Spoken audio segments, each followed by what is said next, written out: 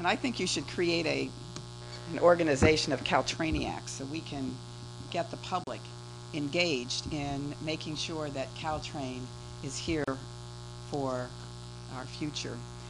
I'm proud to say that I took CalTrain this morning from Burlingame. It was smooth. There were no problems. And there were many of you that were on that CalTrain. How many of you were on that CalTrain this morning? See? True believers. That's great. You've got a real challenge here this morning. But I really believe you're up to it. And I want to say at the very beginning, as I will say through my comments, that I am with you all the way. Eureka, thank you for your incredible leadership. Sean, thank you for your leadership, both on the board and in San Francisco. You bring sanity to the process, and we're very grateful to you. To all the board members who are here, thank you for your leadership. This is not an easy task, but we don't engage in this process because it's easy. We engage in this process because there are problems to be solved. And that's what this is really all about today. The collapse of CalTrain would doom drivers up and down 101's corridor to more stop and go in a region where get up and go has been our hallmark. Now imagine a biotechnology researcher sitting in traffic rather than riding a train. Instead of using her laptop to model the next molecule that will help treat Parkinson's, this scientist is poking along on 101 or 280 in her Prius, trying to get to work so that she can start the day where her knowledge will help to employ thousands and help to save lives of tens of thousands. Or imagine the employee who's trying to get to work at a construction site. He's not going to take CalTrain to that job site probably, but he's also not going to get to the job on time if CalTrain collapses and traffic on El Camino or 101 or 280 is backed up for miles. Do you want to know why a child has an investment in CalTrain's success? That child will be here long after any of us. 40,000 daily CalTrain translates into about 20,000 cars on Highway 101 and 280. Putting those cars onto the freeway will obviously create more greenhouse gases. What we do today with CalTrain, and eventually it has to be electrified, will mold the world long after all of us have ridden our last train to Knoxville or Paradise. We owe it to our kids to preserve and to grow this transit system. And that's the message that, frankly, we need to get out to the public. It's going to be a multi-stage job.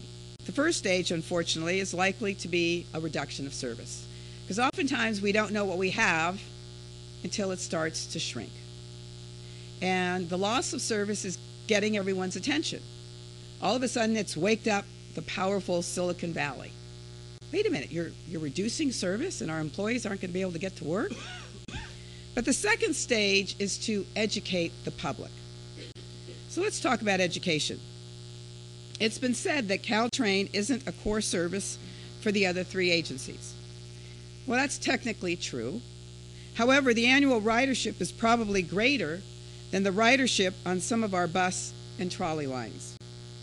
Why is the person who rides CalTrain of less importance than the person who rides a bus? Why is that? Well, the answer is she isn't. She's just less powerful because her vote and those of her fellow riders are spread across 3 counties. So let's talk about the great success story of CalTrain. Its fare box represents 47% of the operating cost. It's far greater in its fare box recovery than virtually any other rail system in the country. In fact, many of them are as low as 10%, and they're still operating. The administrative cost of CalTrain is 6%, whereas many rail systems across the country are as high as 17%. The actual cost per vehicle mile operation is about $12 on CalTrain, $12.62 to be exact. And it's as high in Virginia, for instance, as $27 per mile of operating expense. So we have a good news story here. CalTrain works. CalTrain is very effective at keeping its administrative costs down. Its recovery at the fare box is higher than virtually any rail system in the country. And with all of that good news, we're shrinking the service? That doesn't make a lot of sense. It's important to say that train riders count too. Now, I'm not here this morning to pump you up with words of optimism. I don't have an easy answer because, frankly, easy answers don't exist. I think eventually we are going to have to come up with a dedicated tax for CalTrain. And let me say here and now that you can count me front and center in front of every city council and board of supervisors in this region to make the case for it. Count me as one of your supporters.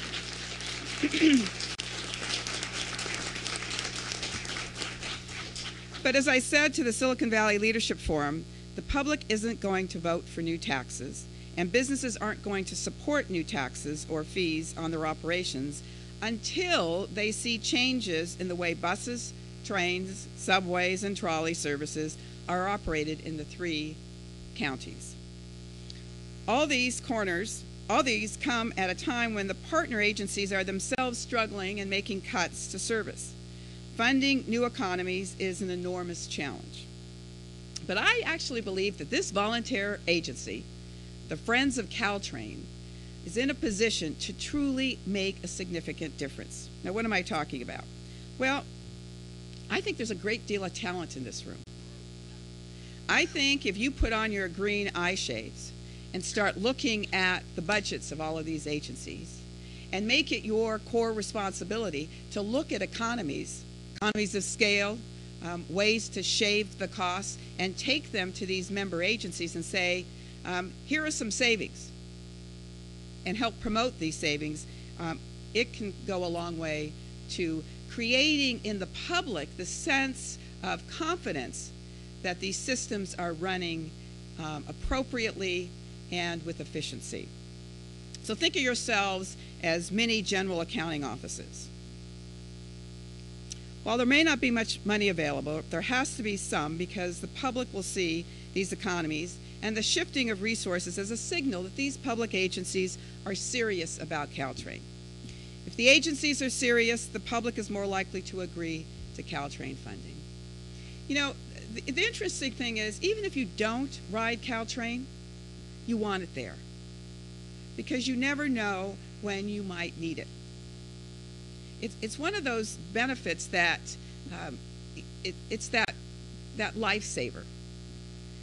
Whenever there's a crisis or there's a problem with gas prices skyrocketing, whatever it is, CalTrain becomes the answer. And I'll tell you a personal story. A friend of mine's daughter is now going to Santa Clara's law school. So she's spending 3 nights a week at our house. And when she started just a few weeks ago, she started driving her car to school, and it took her an hour and a half. So she immediately changed to becoming a CalTrain rider to make that trek every day. She's got the time on the train to do her studies, and it goes a long way to taking a car off the road, getting her there faster, and giving her the opportunity to study as well. So there's lots of those stories. And we just have to get the word out about them so that, in fact, we can be successful in this effort. Aside from working with other grassroots and advocacy organizations, it's very likely that good ideas regarding all these agencies are coming from the grassroots. And just look at the whole issue around high-speed rail. I think it's pretty obvious that this region appreciates rail service. We also appreciate the opportunity to be listened to. And High-Speed Rail Authority has done a lousy job of that. So what we have found in that whole issue is that there's a lot of bright people out there with a lot of solutions and a lot of ideas and a lot of critical thinking that frankly was just being ignored by the High-Speed Rail Authority. I want that same energy to be utilized to promote and enhance and grow CalTrain.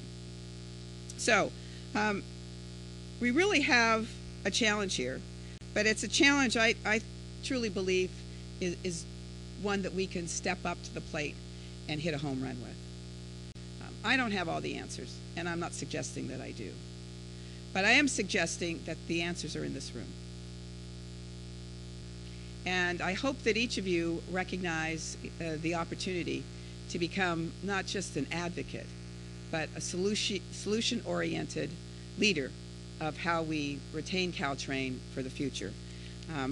Let me say that in the end, we can do this. Let's get to work. There's a vision to create and a train to catch. Thank you.